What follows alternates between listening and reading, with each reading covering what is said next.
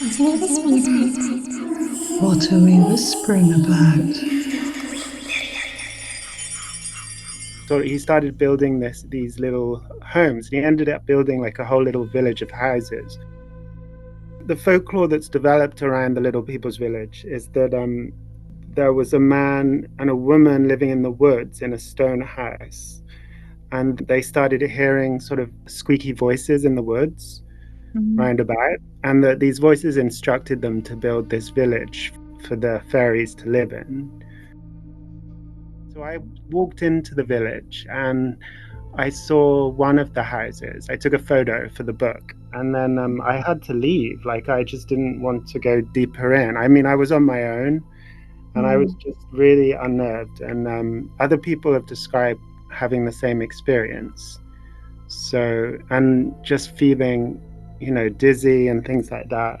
The fact that we feel unnerved, is it because of the fairy legends that have sort of had a kind of subliminal effect on us or something?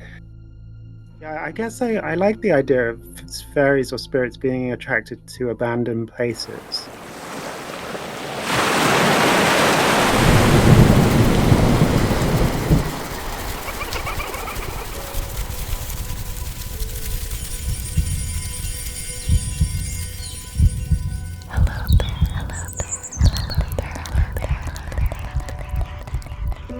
In the air, by the sea, from the land, and within you and me.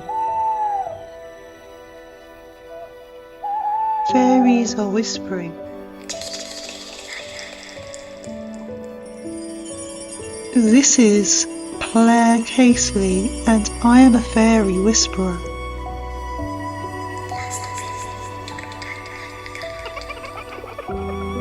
To catch a whisper, you have to listen closely.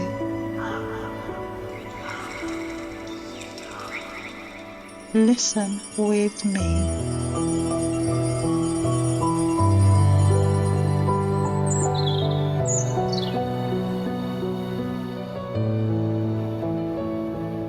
Hello, welcome to the Fairy Whispering Podcast.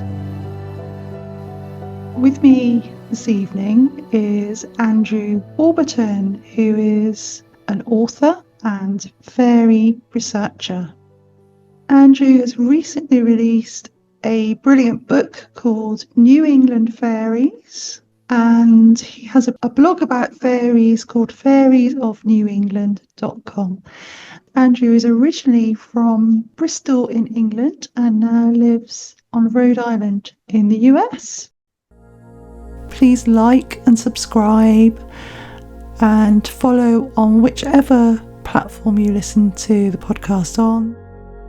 I love receiving emails from people and hearing your stories. It's Claire at fairywhispering.com, and I always reply to all the emails I get, or connect with me on Instagram at the Fairy Whispering Podcast, and I also have a YouTube channel at the Fairy Whispering Podcast. Welcome, Andrew. Thanks, Claire. It's really good to be here. And thanks for that nice introduction. It's great to have you on and finally meet and talk about your work, and our work has a lot of crossovers. I was just wondering if you could just start with a little bit of background about how you got into researching fairy folklore. Yeah. Well, yeah, quite a few people have asked me this recently because, when I was doing the promotion for the book and people were saying, how did you get into researching fairies? So I had to kind of think about it. I'm like, I wasn't really sure at first, and then I sort of traced it back, I guess, to childhood. I think, like things that we read or see in childhood always make a big impact on us, I think. And so what I kind of traced it back to was actually Tolkien. So his depiction of the elves in Mirkwood, I think it's when Bilbo is sort of traveling through Mirkwood and he's the fairies, the elves, sorry, in the trees, and he can see the lights of the elves feasting, and so he kind of goes and follows them, and every time he gets close to them, they're one step. They appear somewhere else. They sort of disappear. So I think that made a big impression on me, I suppose, as a kid. I think my mum read that to me maybe sometime like I was 10 or something. And one thing about that's quite interesting now, I think, is that the depiction, I think, is actually quite like similar to fairies and fairy folklore. It's more, I would think more of fairies than I would of elves when I look back on that depiction, because obviously we associate Tolkien's elves with the whole of the Lord of the Rings and everything about them. They become much more kind of solid characters, but that depiction in The Hobbit kind of stuck with me. So I think that's possibly where I got the interest in fairies. And then I think around like 2012, I kind of like stopped reading any kind of like that sort of fantasy literature. I think I just thought I'd grown out of it. And then around 2012, I was visited Cornwall with my family. And I don't know what made me want to read it, but I just wanted to read all the, the Pisky tales. So I got a collection by Ennis Tregarthen. And it was a collection of Pixie stories. So I read that as I was going. And I think I remember my dad telling me about pixies, because, I went to Cornwall when I was little. And I remember him telling me about them, and I can't really remember what he told me. It might have been to do with knockers actually as well, like in the mines.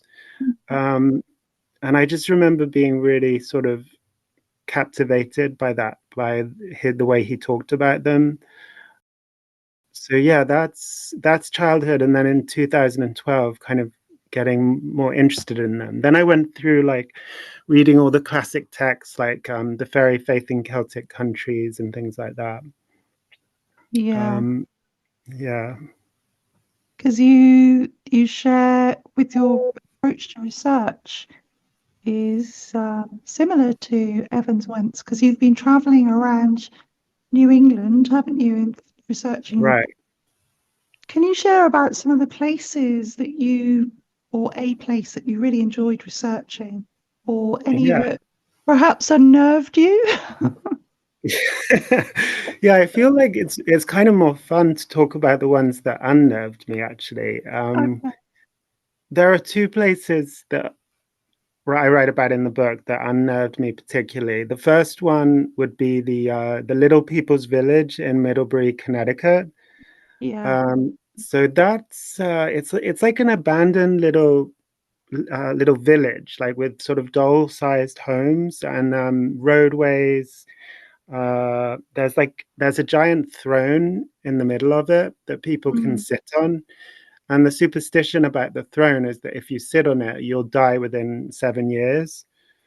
Um, but no one, for a long time, no one really knew why these sort of fairy-sized houses were just abandoned in the woods. And then a journalist sort of did some research, and he found out that it was a man who owned, they call it a plant nursery here. I think you probably call it like a garden center in the UK. Yeah. Hmm. But he owned that, and he wanted to attract people. So he started building these little homes, and he ended up building like a whole little village of houses. The folklore that's developed around the Little People's Village is that there was a man and a woman living in the woods in a stone house, and they started hearing sort of squeaky voices in the woods round about, and that these voices instructed them to build this village for the fairies to live in. But yeah, this journalist, I guess, debunked all of that, that it was actually just a roadside attraction. Um, Yeah. but but that's what's kind of interesting about it, is that even though it's sort of been debunked as having any kind of supernatural origin, it's still unnerving to go there. I walked into the village, and I saw one of the houses. I took a photo for the book, and then I had to leave. Like, I just didn't want to go deeper in. I mean, I was on my own, and I was just really unnerved. And other people have described having the same experience. So, and just feeling, dizzy and things like that. And so I guess I say in the book that is the fact that we feel unnerved, is it because of the fairy legends that have sort of had a kind of subliminal effect on us or something? Mm, Or is there some supernatural, like, are there spirits there that have this impact on you? I mean, I think that it's possible that spirits or fairies are attracted to abandoned places. mm, Um, like no one really goes to this place. I mean, I think when people are growing up, they go there to like drink when they're teenagers mm, and things like that. But otherwise, it's a pretty liminal place because it's off the highway. There's no reason to pass through. You have to go there, and yeah, I guess I like the idea of fairies or spirits being attracted to abandoned places. that really Mhm. fascinates me, the emotions that are elicited when we go to some of these places, like you say, that have stories connected with them. And are we picking up something connected with the land?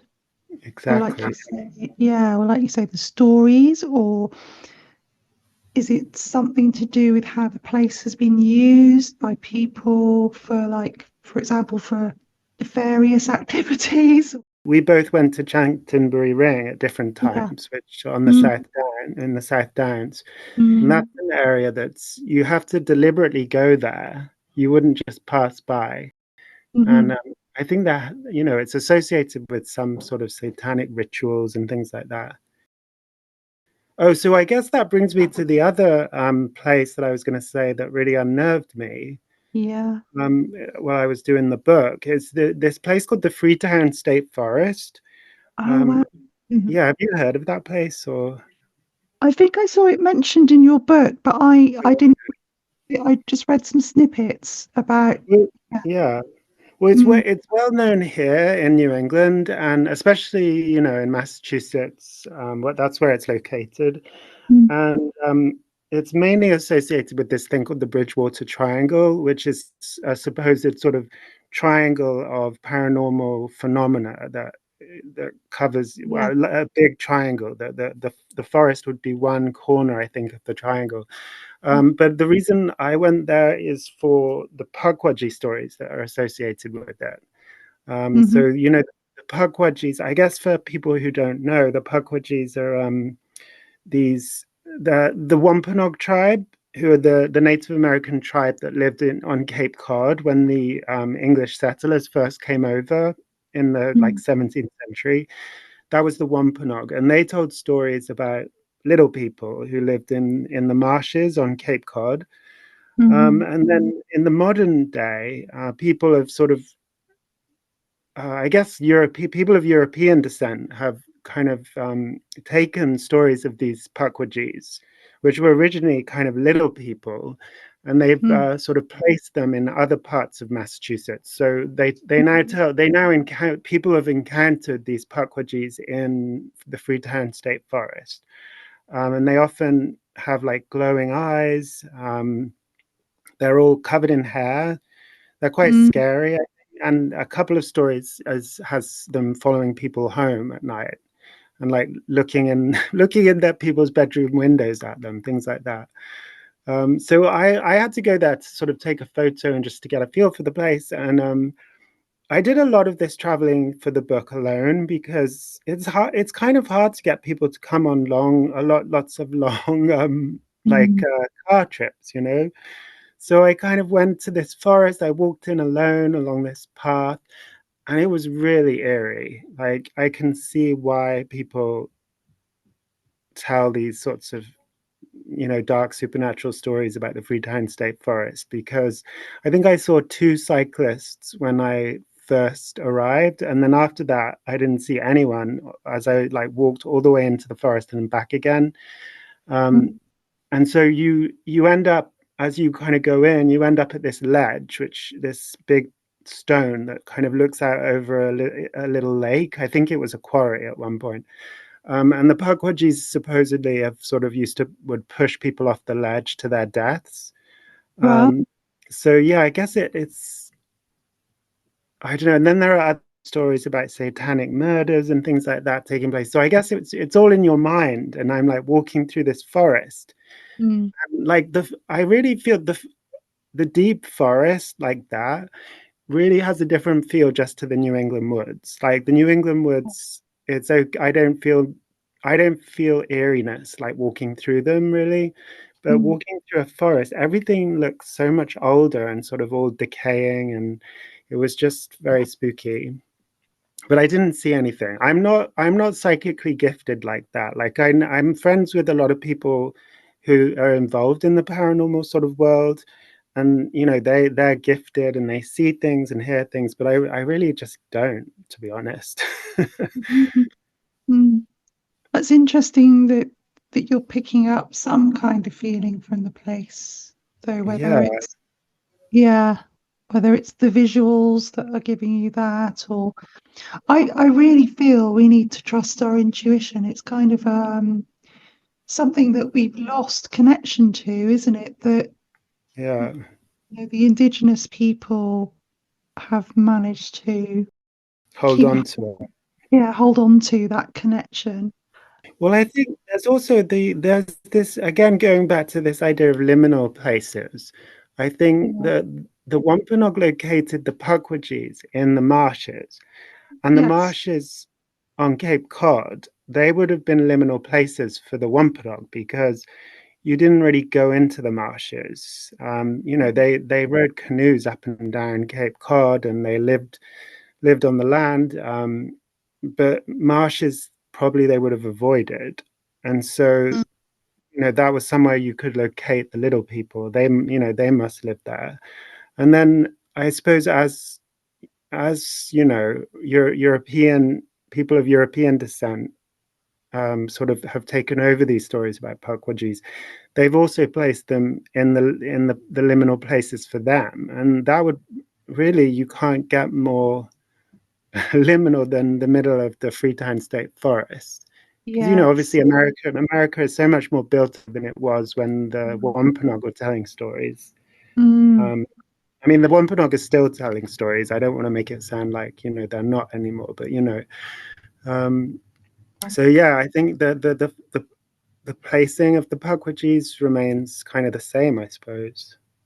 Yeah, I find that fascinating that they're talking about these fairies living in the marshes, and Hmm. then in the southwest here or the south of England, we talk about pixies living in the marshes, Yeah, and some stories are connected to the lights that people see, the right. will-o'-the-wisp, Hmm. and saying that that's to do with the pixies. Is that similar there, or is it more, are there stories about physical beings or, on the marshes Well, or, I yeah. think the Pukwudgies are quite similar to pixies, I guess, in that I mean, in that they live in the marshes, like you're saying, and then they do in their stories they do sort of train the will-o'-the-wisp to lead people into the marshes in order to get them stuck.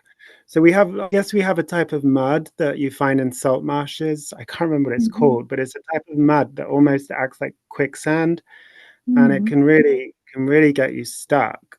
It's probably Wow. the same in England, I'm sure. But Yes. so yeah, the Pukwudgies would lure people into the marshes. I think using lights. I mean, but then I do have quite a few other examples of sort of people being led by fairy lights and getting in trouble. Thank you for showing those places. I'd just like to come back to Marblehead, the pixie capital of New England. I'd love you to share about that and how your research led you to that understanding of this place. Right. Well, I think that it's the one place in that I know of anyway in New England that really has been most influenced by immigration from Cornwall and the West Country in England. It's actually quite amazing how little historians actually know about where those early 1600s pilgrims or Puritans where they actually came from. Mm. But there's some evidence that they did come from the southwest of England. A lot of it is from their accent, which was described as like very broad, Yeah. um, and including a lot of strange idioms that you didn't find elsewhere in the United States. And actually, I think it's Simon Young, like you mentioned him, I think earlier, but Mm. he wrote a short article about the word pixelated, and so that's a word that is only used in Marblehead, pixelated, Right. and what it means is it's that state of being pixie-led. So Mm. being lost or confused at night as you're walking home, and you just find yourself like wandering, and you can see your home, but you don't know how to get there. And every time you walk in that direction, you find you end up somewhere else. Mhm. So they used the word pixelated for that. And then I think Simon Young kind of put forward this idea, which is quite convincing, that the word pixelated, people always, I think, thought that it must have come from the term pixie led, because Mm. pixie led was the term in modern English that we use. But I think he said it came from pixie laden. And actually, Yeah. I find it quite convincing, because pixelated, pixie laden, it's just closer, isn't it? So I thought that was, Yeah. That makes sense. Yeah, swapping the D for the T. Yeah. yeah. And so basically, that's sort of more evident. Oh, and so pixie laden was from is a Somerset word. So Mm. I think that the fact that pixelated is used in Marblehead is kind of more evidence that, a lot of the early settlers were from Somerset and that whole area. Yeah. Uh, Yeah. In Devon, we use pixie laid Pixie as laid. well. Oh, okay. See, that's Yeah. similar. Yeah. Yeah. There's lots of different versions of it, but Mm, yeah. So it's really interesting that that idea of pixie leading was present in the people that travelled from the UK to Marblehead, but definitely. Yeah. also there's some indigenous belief present about spirits leading people. Yes. So I guess well, there are the Puckwudgies leading people into marshes. Then I suppose in further north in northern New England, which would be like Vermont, New Hampshire, and Maine, Mm. there are stories about swamp spirits that sort of call people into the marshes by kind of wailing. So it's a human voice, and people end up following it. Yeah. Yeah, because there's the story of Jan Koo on Dartmoor that he was Mhm. led by a voice that was calling his name. So he kept, I think it's over 3 days or something, the story says, and he kept hearing his name being called from across the River Dart. And then on the third day, he decided to go and find the source of, whatever the voice was. And he never, he never came back. Yeah, he never came back. He disappeared. That makes, that makes me wonder, like, well, who told the story that if he never came back? How did they know? Oh, well, he had a friend that went down to the river with him. This is the uh, story. And he saw Jan disappearing across the river, trying to cross on the boulders across the river. And he disappeared out of view, and his friend went back to the farm. So he was the hmm, one that conveyed the story to everyone who else. That, played? Yeah. There are a lot of similarities between the British Isles and Ireland, and then the Indigenous folklore. mm, And I think, Catherine Briggs, yes. she's a great kind of classic folklorist. I think she actually seemed to suggest, or maybe she believed, that it was the Jesuits who had taught a lot of these ideas to the indigenous Oh, peoples that they met. She mentions that in her encyclopedia. Um, and then I think some people have debated this, and some people, but I think it doesn't seem likely, because mm, they are similar, but there are enough differences that it just doesn't. And also the fact that every North American Indigenous people, all of them, all of the peoples, like they have stories about little people. So it just seems like it was very much rooted here in this continent. I was just going to go back to Marblehead. You asked why I thought it was like the pixie capital of the Yes. US. I love Well, that. yeah, well, just because I think that I haven't found any pixie folklore anywhere else. And I wonder if I mean, a lot of folklore gets lost, I think. Like people Mm, don't write it down, do they? But I do wonder whether it's just that it's kind of the pixie capital because of the number of immigrants from the Southwest and from Cornwall, and they just had such a strong impact on the culture. mhm, But I don't know. It's quite a magical place. It's there are lots of hills all over town, and so they located the pixies underground, but they located the fairies. This is from the 19th century. They mm, located the fairies in underground palaces. So you can kind of see how these hills could have been sort of seen as like underground layers. It's a very mhm. hilly. That's amazing. Yeah. Yeah, How, I mean, people do this all over the world, don't they? They move into a place and perhaps something reminds them of home, like the rolling Devon hills. yeah. Hmm. And yeah, and then that landscape becomes associated with those tales and new tales as well. And it's, Exactly.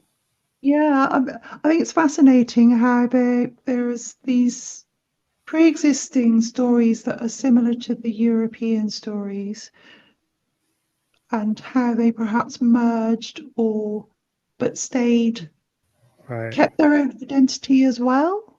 Hmm. Yeah. Yeah.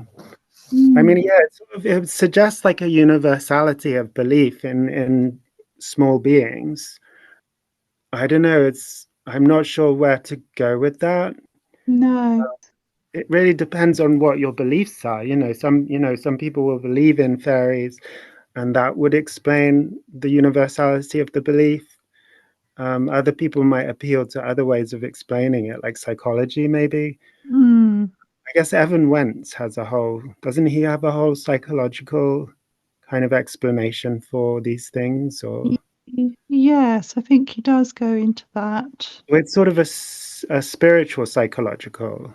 Mm, yeah. But good, but so on the point of sort of the being similar, but then also intertwining somewhat. Mm, So there are quite a few examples. I guess I could give you some examples of how they've um, kind of crossed over. yeah, that'd I be mean, great. I Yeah. mean, one thing that's interesting is that whenever you're dealing with stories from the 19th century, but that Mm, are told by Indigenous people, it's often filtered through the sort of the white American folklorists who are recording them. yes. So you have to sort of it's just you have to sort of like try to read through that. Do you know what I mean? Hmm.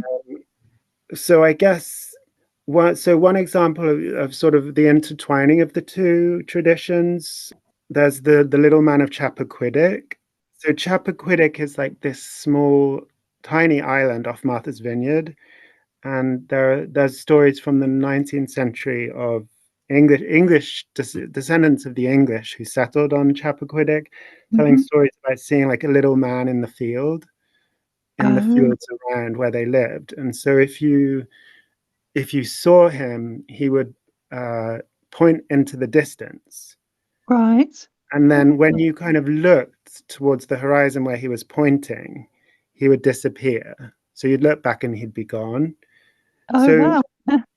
yeah, this is a story that was well, it was recorded in the 19th century. It was by the English, but then the folklorist William Simmons, he said, and this idea seems to have stuck, that basically the English learned this story from the Wampanoag who lived on Martha's Vineyard. Mhm. Um, that and it's because of certain similarities between the story of the little man and then Wampanoag little people and little people from elsewhere in New England. Okay. So it's possible he believed that the English, this is an example of like sharing between the Wampanoag and the English. Um, Hmm. Maybe sitting around a campfire telling stories, that kind of thing, that this is how it spread between the two different peoples. Um, Yeah, because I've heard similar stories, for example, in Chudley, not far from where I live, mhm. of a story of a little man that was seen in a lane. And if you encountered him, then he would lead you to treasure. Ah, So this sort of pointing, this is something that fairies seem to do, isn't it? That mhm. lone fairies maybe that are encountered will then lead you to something like treasure, or they'll mislead you. Exactly. I wonder if that's something to do with what the little man was pointing out, some kind of treasure that's buried or something. Yeah, Yeah. that is interesting. That's an interesting Mm, thought for sure. Because I have come mm, across a lot of like treasure related things elsewhere, in not so much in New England that I can think of, but in New York and Pennsylvania. mm. Um, but yeah, and then I guess another example of like hybridization of Indigenous and European fairy stories. There's one that I've been writing about for my New York fairies book. Well, so there's the story of like Rip Van Winkle. You know the story of Rip Van Winkle? Yeah. Well, so my granddad always used to call me Rip Van Winkle because I used to like, wake up really late in the day and come downstairs. He would always call me Rip Van Winkle, and I had no idea what it was. I thought it was like a genuine folk tale. I thought, this was a genuine folk tale, kind of like we have in England. But Mm. actually, it's not really a folk tale. It was an invention by Washington Irving, which I didn't know. Okay. So it's about a man who sleeps through the American Revolution and he wakes up. And the reason that he fell asleep in the first place is because he went up the mountain and he met these sorts of like these little Dutch people, and they were like little gnomes. Oh Uh, wow. so Yeah. yeah, and in my forthcoming book, New York Fairies, I kind of go into the backstory about Dutch kabouters as a type of gnome, and Mm, Northern European dwarves and things like that, which Washington Irving seemed to be drawing on those stories. mm. Um, and so, where the hybrid thing comes in is that there was sort of a folklorist from the late 19th century called Charles Skinner, Yeah. and he he couldn't was I think he was kind of notorious for sort of inventing legends, which then were taken to be real folklore. So I guess it's kind of an example of, you've heard of like fake lore. I, Yeah. I So think it falls, yeah, I think it falls under that really. But right. yeah, so he created this legend where he said that these gnomes that Rip Van Winkle encountered up the mountain, um, they had been they were actually the spirits of Henry Hudson and his crew. So Henry Hudson was the English explorer who went up the Hudson River. That's Yeah. what the Hudson River is named after him.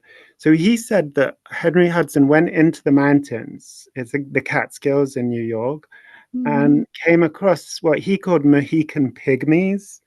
Um, and the Mohican pygmies like had these bushy beards, and they gave him like a magical liquor. And when they drank the liquor, they were transformed into gnomes. Oh wow. Yeah, so it's the reason it's kind of a hybrid tradition of European and Indigenous is basically down to Charles Skinner, that he said that he was basically implying that behind the story of Rip Van Winkle is Indigenous folklore about little people. Right. But Yeah. I know, sorry, this is like so complicated. I'm not sure if I'm explaining it very well. But these Mohican pygmies, they Mm. were not they did not conform to sort of what Indigenous little people are like. So Indigenous little people don't have bushy beards. Hmm. Yeah. And he said that they kind of worked in mining and metallurgy, and that's also not a characteristic of indigenous little people. Mm. So he's concocting a kind of hybrid fairy or gnome. Uh, Yes. yeah, so I'm sorry if that was a little bit all over the place. No, no, it's fascinating. It's really fascinating because I'm really interested in the Indigenous stories about the little people and how they saw them. And also there's this idea as well coming into that of, not only sort of interpreting them in a European way, but Hmm. also demonizing the little people. Hmm. So whereas they were originally perhaps seen as helpful spirits and then become, you talk about this on your blog, how they Yeah. become demonized, or they start out as demons and then they become good. Hmm. Um, so perhaps we could talk a little bit about that. Perhaps first, could you Hmm. describe the description of a little person by Indigenous belief and Yeah. folklore? Yeah. What's it, sort of what they look like? Yeah, what they look like. Okay. Well, they Mm, may go around naked, or mm, they may go around in sort of dyed deer skin, something like that. Um, they did that, just sort of different ones dress in different ways. So I've been researching a lot about the Haudenosaunee, and they appear very different to the others, to ones in New England. They're about 2 or 3 feet tall. From a distance, they resemble children. So people often think from a distance that they're seeing children. mm, So that kind of tells me that they look quite human. mhm, And I guess elsewhere, just I go into about the Pukwudgies. The Pukwudgies were also little people, like much like other little people throughout North America.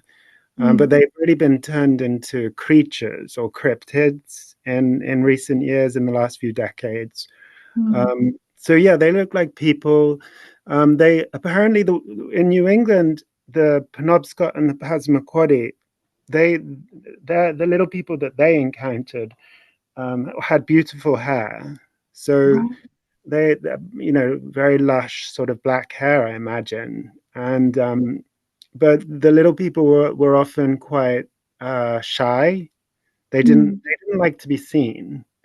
So if they were seen, they would try to cover their faces or their hair. Um, mhm, I think there's something there about the sort of spiritual power of the gaze or the look, um, or either that or that they believed they were very ugly. That's also mentioned in some stories, that okay, they didn't want to be seen because they thought they were ugly. right, So they have beautiful hair, but then their faces, some of the ones that live in water, and these are the ones that you find in sort of New Hampshire and Maine. mm, Um, they are described as having very thin faces. So mm, if you're looking at them from like dead on, mm. you wouldn't even see them because their face is so thin, like a blade. Okay, Like it's compared to like an axe head. right. So you have to see them in profile. Oh, that's interesting. Yeah, and sometimes they're described as having chins that come down all the way to their chest. Uh, Right. and then other than that, they're described, let me think. They're described as having a huge nose that sort of takes up a lot of their face. I Mm-hmm. don't know if that accounts for the ugly theme, that they don't want to be seen because they're ugly. Mm, But elsewhere they're described as beautiful. So I suppose, folklore stories, encounters, all these things, they're different. They're never the same, are they? They're never totally uniform. no, no. I mean, I'm thinking of descriptions of pixies here, in Cornwall. You've probably read William Bottrell's tales, and his descriptions of one or two of his descriptions of pixies are they are quite like little demons covered in Hmm. hair and sharp teeth and big glowing Yeah, eyes. So Oh, it's interesting. interesting. Yeah. It's a few of his couple of his stories I can think of where he describes pixies in that way. Well, that's the thing. That times you were asking about the demonization thing. Yeah. And Yes. that's, yeah, so that's where over time the stories shifted. So in the 19th century, the the little people um, were mainly described as I kind of I just said, but then by the 1960s, anthropologists were sort of interviewing people, the Passamaquoddy and the Penobscot and things like that, and Mm, they asked what they look like, and the people in the 60s said that they were covered in hair and that they had glowing eyes, or that they had horns, or that they were little green men. There's another thing someone said, that they got up to all kind. Well, they always got up to mischief, but I mm, feel like the mischief seemed to shift by the 60s, so that it became a little more destructive in the 60s, in these mm, descriptions from the 60s. So yeah, I guess there does seem to be some um, process of demonization that took place in the mm, first half of the 20th century, because mhm, by the 60s you have these different ideas, and I guess I would assume that that comes from the Catholic culture that mm. that you have in the Passamaquoddy, were mainly, it was Catholic rather than anything else. That Okay. so I don't know if that's where this came from, Mm. but the fact that the way you describe pixies, and that those descriptions, when were they from? That was from sort of mid 19th century. See, that's interesting. So pixies Yeah. were already, I guess I call these traits monstrous traits. And what I mean by that is just that they're traits that differ us from that make fairies differ from human beings, right? Yes. Yeah. They're sort of, yeah. So yeah, I think the little people were, I don't know, when I say demonized, I don't want to say that they were Mm. definitely associated with the devil, but No. they became more monstrous. And then there are stories from the 60s about them um, purchasing people's souls, Mm. making pacts with people. I think one Passamaquoddy teenager, she said her friend used to have a pact with one of these little people, but she came back to the church. So Oh, there, right. Yeah. yeah, so Mm. there's a sense of Mm. like it somehow being against the prevailing Christian culture. Yeah. I mean, that's definitely a big influence, isn't it, on fairy belief, Hmm. and folklore and yeah, descriptions and Yeah. moralities and all of that. Thanks for sharing that. That's really interesting. I was wondering if we could just finish on talking about examples of fairies or little people helping people with work. Oh So yeah. I picked up on the story you've got about the imps of Yeah. Ely Sawmill, which I thought Right. was quite fascinating. I know, Uh, yeah. So there are actually like there are two stories that I found about imps and wizards. mm, So there's and I had to like, like I had to really I had to ask some questions around, we're connected to some of the same people, right? And so I had to, I asked Morgan Daimler. They are an expert on mm, fairy folklore, especially in, well, Irish and North American. And then I think another author chipped in as well. But this difference between imps and fairies. One person said that the imps basically are fairies, but they're fairies that have been understood within a religious context.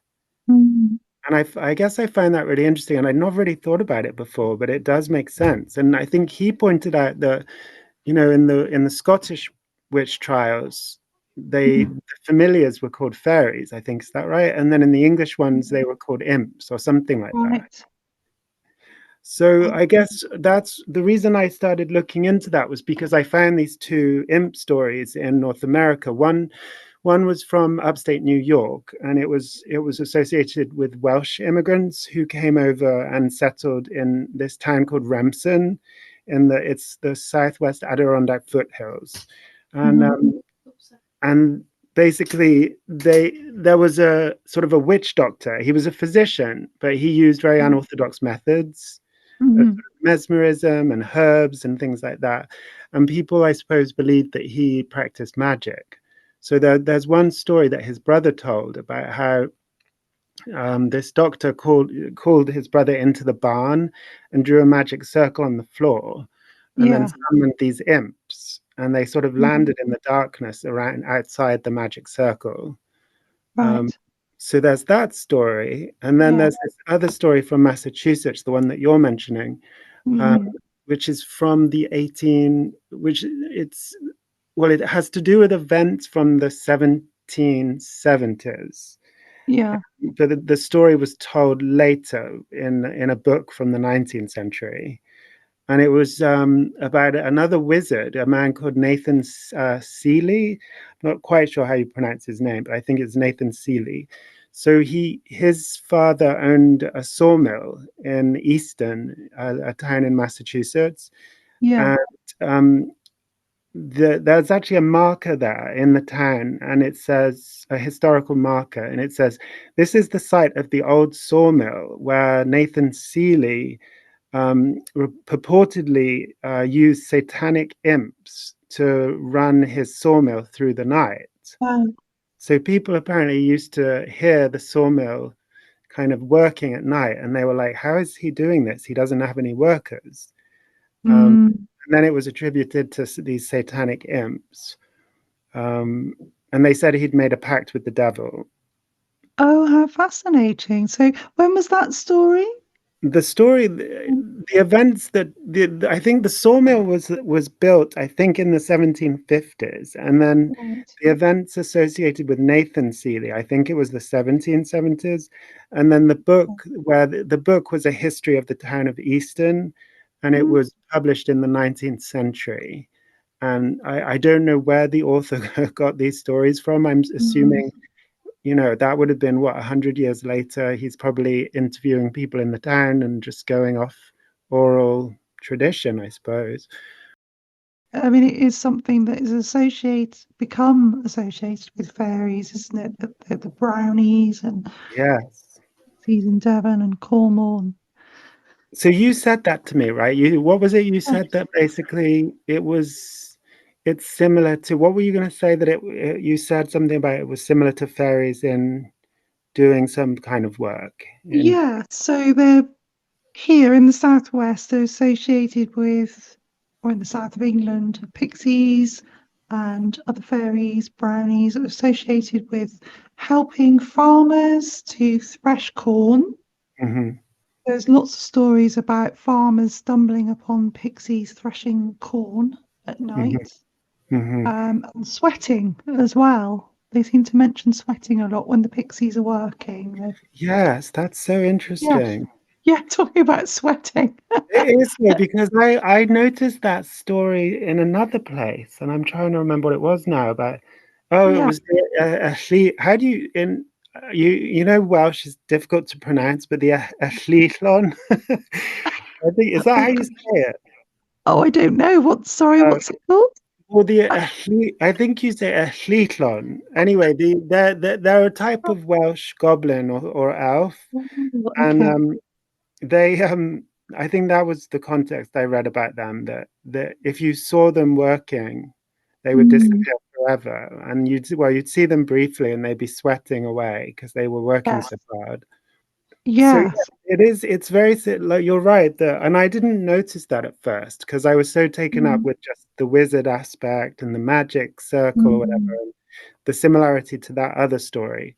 I think I yeah. kind of forgot about the fact that, well, fairies do actually do that a lot, don't they? Do work in the night for people. Yeah. Yeah, and it's interesting as well. There are stories here. I mean, they help with weaving, they help Hmm. with cleaning the house at night.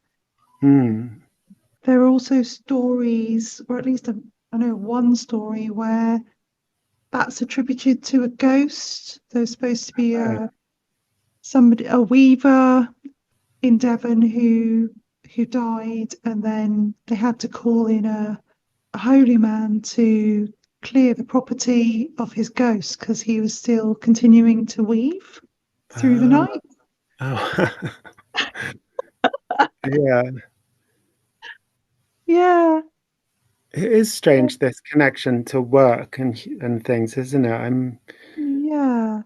And often you find in the European stories, the fairies or the pixies will, or the brownies, I suppose, will do these chores and this work without expecting anything in return. Mm.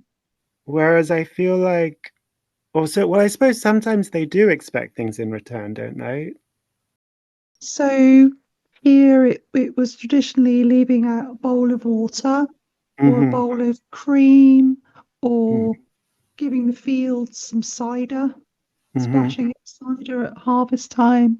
Mm-hmm. So yeah, small tokens, but not to give them clothes because otherwise they would yes, Disappear. yeah, disappear. Mm.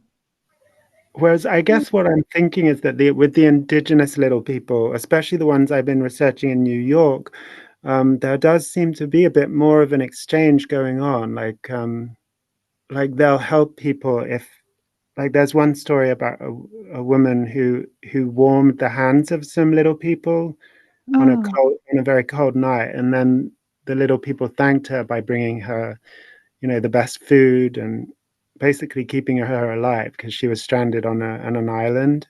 oh, oh, Um, that's a nice story. yeah, it is. Yeah, yeah. Oh, it's been fascinating talking with you, Andrew. Thank you for your time Yeah, this you as well, evening. Claire. Thanks for Really, inviting me. I know we could probably talk a lot more. We probably could, and we were talking before this as well. I know. And I said, I oh, hope, and I hope I can take you to Marblehead one day. If you're in America, I'll drive you I there. would love to. That is my aim to come Mhm. over to the US and do that.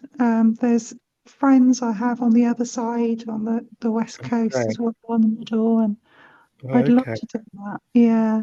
I was Excellent. just, I was going to say, I was chuckling to myself because when we were talking about wizards, Hmm. because there's this trend that my son, so I've got teenage twins, they're both 18, Okay. and the son introduced me to this new trend that's on Instagram. It's probably on TikTok as well.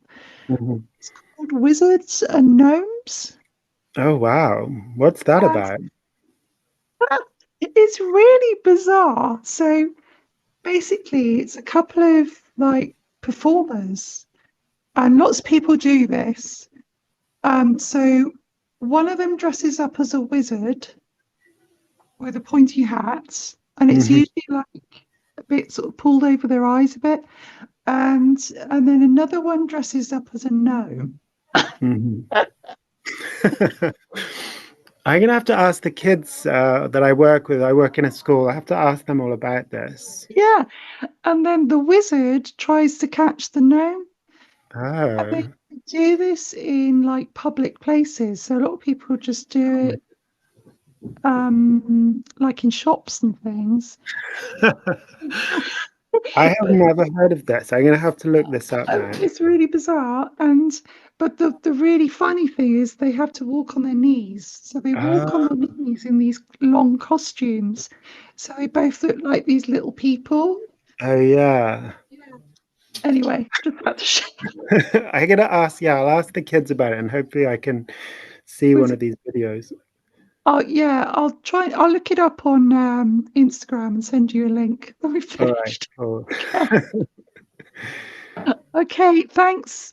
Thanks, Thank you. Thanks for your time. great talking And to you. I'll put the links to your wonderful book and your Thank blog you. Yeah, thanks very much. in the description. And good luck with both your books. And Yeah, thank you. And yours yeah, too. I can't wait for yours, the Pixie book. oh, the pic. Yeah, it's nearly finished. Nearly finished. Excellent. And will you come back on to talk about your New York fairies? Yeah, I would love to when it's published. It's supposed to be published next year. When I'm not quite sure when. Yeah, probably August, like this one.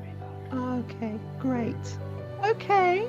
All Have right, a take really good care. time. Take care, Andrew. Bye. Bye.